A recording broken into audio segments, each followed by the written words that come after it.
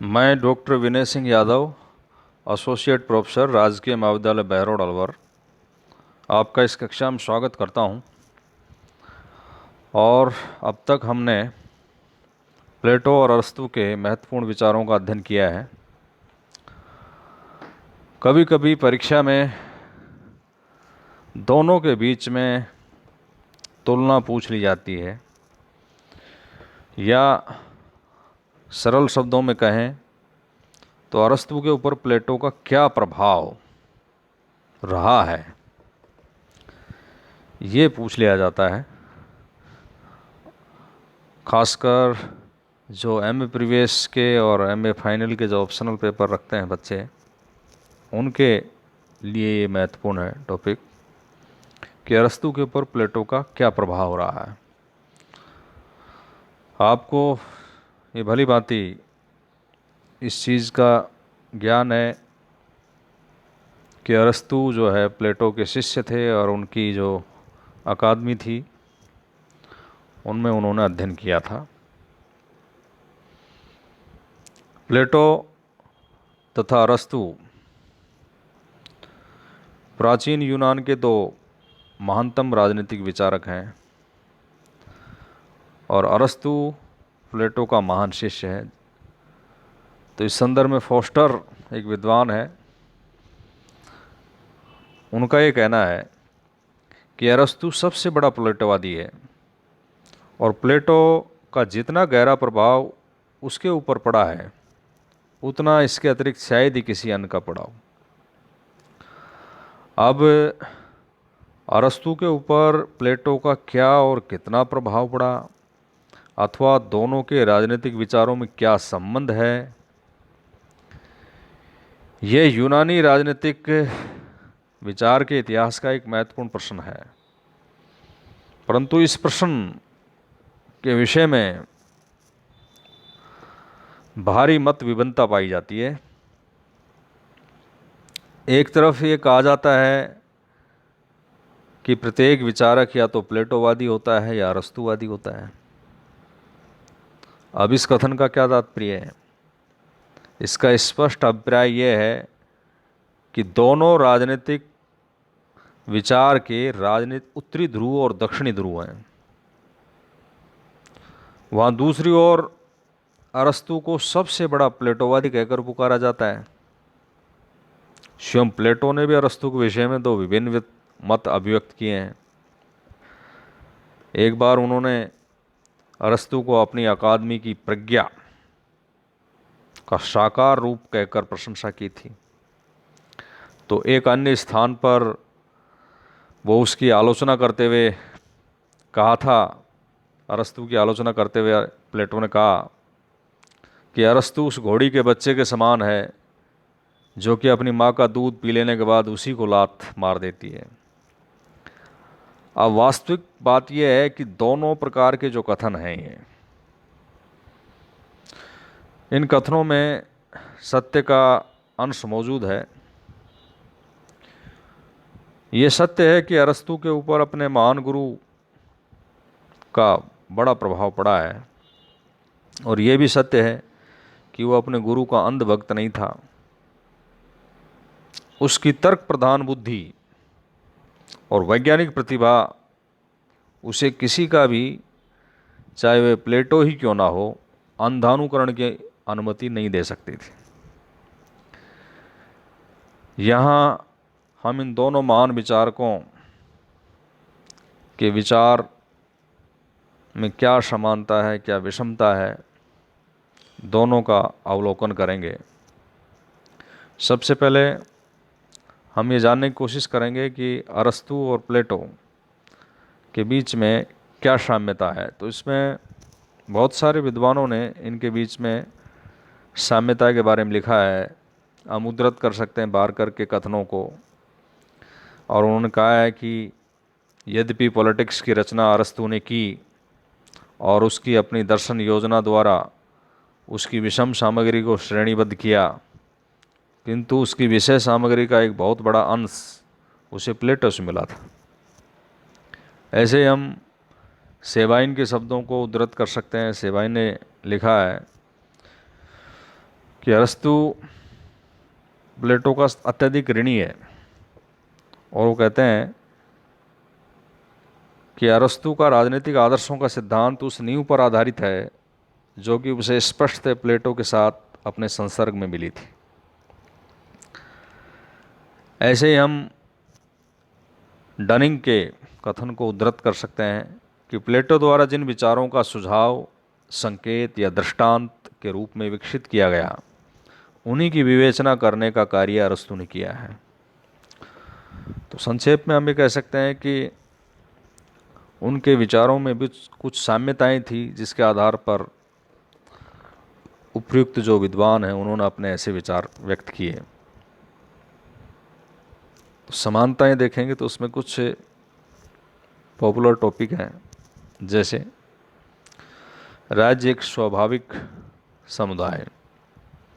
प्लेटो और अरस्तु दोनों राज्य को मनुष्य के लिए एक स्वाभाविक समुदाय मानते हैं, जो मनुष्य के जीवन को पूर्ण बनाने के लिए आवश्यक है और जिससे बाहर देवता या पशु ही रह सकते हैं। दूसरा साम्यता का जो बिंदु है वो है राज्य एक नैतिक समुदाय है। प्लेटो और अरस्तु दोनों राज्य को मूलतः एक नैतिक समुदाय मानते हैं, और जिसका उद्देश्य मानव जीवन को शुभ अर्थात नैतिक रूप से उत्कृष्ट बनाना है। इसी प्रकार राज्य के आत्मनिर्भर रूप के बारे में दोनों ये कहते हैं कि राज्य एक आत्मनिर्भर समुदाय है। राज्य को अपनी प्रत्येक आवश्यकता को स्वयं पूरा करना चाहिए। उसे किसी भी आवश्यक भौतिक आध्यात्मिक आवश्यकता है उसके लिए किसी अन्य संस्था के ऊपर निर्भर नहीं रहना चाहिए। और नगर राज्य को जो है वो राज्य का आदर्श है। दोनों के राजनीतिक चिंतन का केंद्र बिंदु जो है प्राचीन यूनान में जो प्रचलित थे नगर राज्य, सिटी स्टेट, वो उनके आदर्श हैं। दोनों ने नगर राज्य को राज्य का आदर्श रूप माना है और उसकी समस्याओं और विशेषताओं को लेकर ही अपने राजनीतिक सिद्धांतों का प्रतिपादन किया है। और उस राज्य में रहने वाले मनुष्य के लिए भी उन्होंने ये कहा है कि वो एक राजनीतिक प्राणी है और उसका पूर्ण विकास राज्य की प्रक्रियाओं में सक्रिय रूप से भाग लेने में संभव हो सकता है। यानी राज्य के अंदर ही उसका संपूर्ण व्यक्तित्व का विकास हो सकता है। शासन को एक कला माना है। दोनों ने एक विशेष प्रकार की कला माना है शासन को, जिसको प्रत्येक व्यक्ति नहीं सीख सकता।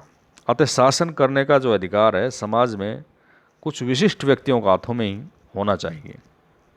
ये दोनों विचारक शासन को की दृष्टि से जो प्रजातंत्र है उसको निकृष्ट रूप में माना है। हालांकि आज हम लोकतंत्र को सबसे सर्वश्रेष्ठ शासन प्रणाली मानते हैं, लेकिन तात्कालिक समय में जो प्रजातंत्र का रूप प्रचलित था उस रूप के आधार पर वो एक अलग विचार रखते हैं। दास प्रथा का समर्थन, यहाँ हम दास प्रथा का विवेचन पहले कर चुके हैं, तो उसमें पहले ही स्पष्ट है कि अरस्तु ने तो दास प्रथा का खुल्लम खुल्ला समर्थन किया है और प्लेटो ने इसका विरोध नहीं किया। यानी मौन स्वीकृति विद्वान उसकी मानते हैं। दोनों एक सुखी और शुभ जीवन के लिए अवकाश को आवश्यक मानते थे, और यह अवकाश कुछ व्यक्तियों को तभी प्राप्त हो सकता है जब अन्य लोग उनको शारीरिक श्रम की आवश्यकताओं से मुक्त कर दें। तो ये एक समता का बिंदु मान सकते हैं। शिक्षा का महत्व, प्लेटो और अरस्तु दोनों ने ही एक समुचित शिक्षा के महत्व पर बल दिया है, और दोनों का विश्वास है कि राज्य का निर्माण पाठशालाओं में होता है, और दोनों ही राज्य द्वारा नियंत्रित प्रणाली प्रस्तुत करते हैं, जिसमें एक विशेष प्रकार के पाठ्यक्रम की योजना भी वो प्रस्तुत करते हैं। और राज्य नियंत्रित प्रणाली इसलिए करते हैं कि संविधान के अनुकूल हम शिक्षा दें। तो आधुनिक समय में जो शिक्षा का निजीकरण हो रहा है उसके बारे में उनका एक बेहतरीन कमेंट है, और उसको एक आदर्श का अनुसरण किया जा सकता है। अब हम बात करेंगे उनके बीच में जो असमानताएं थी वैचारिक दृष्टि से उनके बारे में, तो उसमें मुख्य अंतर है कि आदर्शवाद और यथार्थवाद का अंतर है। दोनों के बीच में महत्वपूर्ण और आधारभूत भेद है ये। प्लेटो को एक महान आदर्शवादी विचारक माना जाता है और अरस्तु को यथार्थवादी। प्लेटो ने कल्पना की ऊंची उड़ानें भरी हैं और इसका साक्ष्य हमें रिपब्लिक में आदर्श राज्य के रूप में जो उन्होंने चित्रण किया है उसमें मिलता है। सेबाइन के शब्दों को हम उद्धृत कर सकते हैं कि स्वच्छंद बुद्धि का एक ऐसा रोमांस है जिसके ऊपर कानून या प्रथा और परंपरा का कोई प्रतिबंध नहीं है। प्लेटो वस्तुओं की वास्तविकता उसके स्थूल रूप में नहीं बल्कि विचारों में देखता है, आइडियाज़ में देखता है। इसके विपरीत अरस्तु एक यथार्थवादी है और वो जीवन की वास्तविकताओं की उपेक्षा नहीं करता बल्कि उनसे जूझता है और जीवन को अधिक सुंदर बनाने का सुझाव देता है। वह वस्तुओं के उनके स्थूल रूप में ही वास्तविक मानता है, उनमें अंतर्निहित विचारों के चक्कर में नहीं पड़ता। और ना ही अरस्तु ने प्लेटो की भांति कोई स्वप्नलोक की रचना की। उसकी जो पुस्तक है पॉलिटिक्स, वो व्यवहारिक राजनीतिज्ञों के लिए एक निर्देश पत्रिका का काम कर सकती है। डनिंग के शब्दों को उद्धृत कर सकते हैं कि प्लेटो कल्पनावादी, संश्लेषवादी है तो अरस्तु एक तथ्यवादी और विश्लेषणवादी है। दूसरा अंतर उनका पद्धतियों का अंतर है। ये भी एक महत्वपूर्ण अंतर है। प्लेटो की जो पद्धति है वो निगमनात्मक पद्धति है, डिडक्टिव मेथड है। वह ज्ञान, सद, शुभ, न्याय इत्यादि विषय में कुछ पूर्व मान्यता से आरंभ करके और उसके कुछ विशेष परिणाम निकालता है। यानी पहले ही सिद्धांत प्रतिपादित वो कर देते हैं, फिर वो उसको सिद्ध करते हैं। उनकी पद्धति एक कल्प विकल्प प्रधान है। इसके विपरीत अरस्तु की जो पद्धति है वो आगमनात्मक पद्धति, उद्गमनात्मक पद्धति, दूसरे हिंदी शब्द में कहते हैं उसको इंडक्टिव मेथड। उसके सिद्धांत तथा विचार ठोस तथ्यों के परिवेक्षण और वर्गीकरण के परिणाम हैं। उसकी पद्धति में कल्पना का अंश कम और विश्लेषण का अंश अधिक है। तो ये पद्धति का अंतर है। एक और अंतर है राजनीति शास्त्र और नीति शास्त्र के संबंध का अंतर। प्लेटो राजनीतिक विचारों तथा नैतिक सिद्धांतों को सर्वथा एक रूप मानता है। उसने राजनीति शास्त्र और नीति शास्त्र में कोई भेद नहीं किया। अरस्तु ने राजनीति शास्त्र से अलग करके राजनीति को एक नवीन और स्वतंत्र विज्ञान के रूप में स्थापित किया है, जन्म दिया है। ये एक बुनियादी अंतर है। इसी प्रकार शासन और शासन व्यवस्था का अंतर है। प्लेटो अपनी कल्पना की उड़ान भरते हुए दार्शनिक राजाओं का शासन की व्यवस्था करता है जो कि समस्त कानूनी प्रथाओं, परंपराओं के समस्त बंधनों से मुक्त रहेंगे। इसके विपरीत अरस्तु एक ऐसी शासन व्यवस्था को सर्वोत्तम मानता है जो नागरिक के राजनीतिक जीवन, जिसमें सभी नागरिक जो हैं राजनीतिक जीवन में यथोचित भाग ले सकें। जहाँ तक प्रणालियों का, शासन प्रणालियों को महत्व का अंतर है, तो उसमें प्लेटो के लिए तो दार्शनिक राजाओं का जो शासन है वो निरपेक्ष आदर्श है जो सभी देश काल के लिए सर्वोत्तम है। यह अलग बात है कि वो अपने जीवन काल में उसको व्यवहारिक रूप नहीं दे पाया। लेकिन अरस्तु शासन प्रणालियों की सापेक्षता को स्वीकार करते हैं और वो मानते हैं कि कोई भी शासन प्रणाली समस्त परिस्थितियों के लिए अनुकूल नहीं हो सकती। विभिन्न परिस्थितियों में विभिन्न प्रकार की शासन प्रणालियां उपयुक्त होती हैं। अतः राज्य का कोई सर्वकालिक या सार्वभौमिक आदर्श नहीं हो सकता। एक अंतर है संपत्ति और परिवार संबंधी अंतर। तो ये हम पहले पढ़ चुके हैं कि प्लेटो एक स्वप्न दृष्टा विचारक के रूप में सामाजिक व्यवस्था में एक आमूलचूल परिवर्तन करने की कोशिश करते हैं और जो सार्वजनिक कार्यों में भाग लेते हैं यानी अभिभावक वर्ग, उनके लिए एक साम्यवादी योजना प्रस्तुत करते हैं। यानी संपत्ति और परिवार विषयक साम्यवाद की एक विलक्षण व्यवस्था प्रस्तुत करते हैं। यानी जो अभिभावक वर्ग है उसका निजी परिवार और निजी संपत्ति नहीं होगी। दूसरी तरफ अरस्तु यथार्थवादी है और समाज की सुप्रतिष्ठित परंपराओं, व्यवस्थाओं पर कुठाराघात नहीं करता। वो व्यक्तिगत संपत्ति और व्यक्तिगत परिवार की संस्थाओं को न केवल कायम रखता है बल्कि उसके महत्व उपयोगिता भी वो उसके विचारों में स्पष्ट झलकती है और उनके साम्यवादी योजना का, अपने गुरु की साम्यवादी योजना का कड़ी आलोचना अरस्तु करते हैं। कानून के प्रति दृष्टिकोण का अंतर, इसमें प्लेटो और अरस्तु के बीच एक महत्वपूर्ण भेद है कानून के प्रति दृष्टिकोण में। प्लेटोन रिपब्लिक में जिसमें कि हम प्लेटोवाद के चरमोत्कर्ष को देखते हैं, कानून को कोई स्थान नहीं दिया। वहाँ पर एक विशुद्ध बुद्धि और विवेक से संपन्न जो तत्वदृष्टा है वो शासन करने के लिए योग्य व्यक्ति होता है और उसको कानून की आवश्यकता ही नहीं है।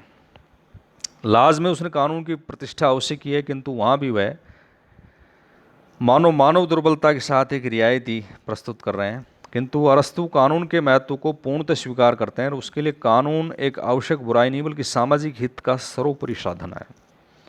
वह कानूनी शासन को चाहे कितना ही निकृष्ट क्यों ना हो, सर्वोत्तम किंतु निरंकुश शासन की अपेक्षा अच्छा समझता है। एक है शैलियों का अंतर।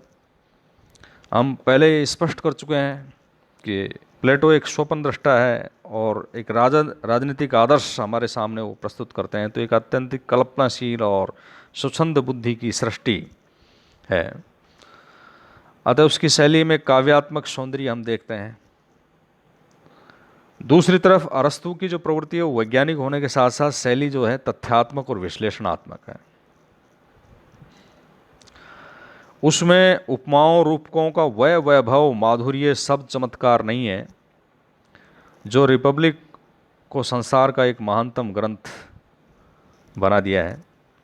तो इस प्रकार हम ये देखते हैं कि प्लेटो और अरस्तु के बीच में बुनियादी अंतर है, और इस अंतर को सार के रूप में मैक्सी के शब्दों में हम उद्धृत कर सकते हैं। और उन्होंने कहा है कि प्लेटो आदर्शवादी राजनीतिक दार्शनिकों, स्वप्न दृष्टाओं, क्रांतिकारियों तथा कल्पनावादियों का जनक है, और अरस्तु यथार्थवादियों, वैज्ञानिकों और व्यवहारवादियों और उपयोगितावादियों का पिता है।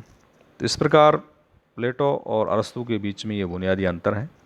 कुछ साम्यताएं हैं, कुछ विषमताएं हैं। तो ये परीक्षा की दृष्टि से एक महत्वपूर्ण टॉपिक है। धन्यवाद।